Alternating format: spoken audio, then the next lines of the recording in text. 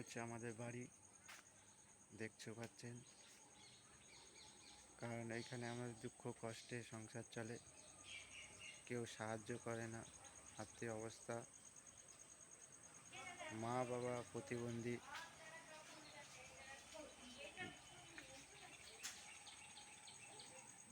দেখতে পাচ্ছেন এই যে আমার মা, দুঃখে কষ্টে সংসার চলে।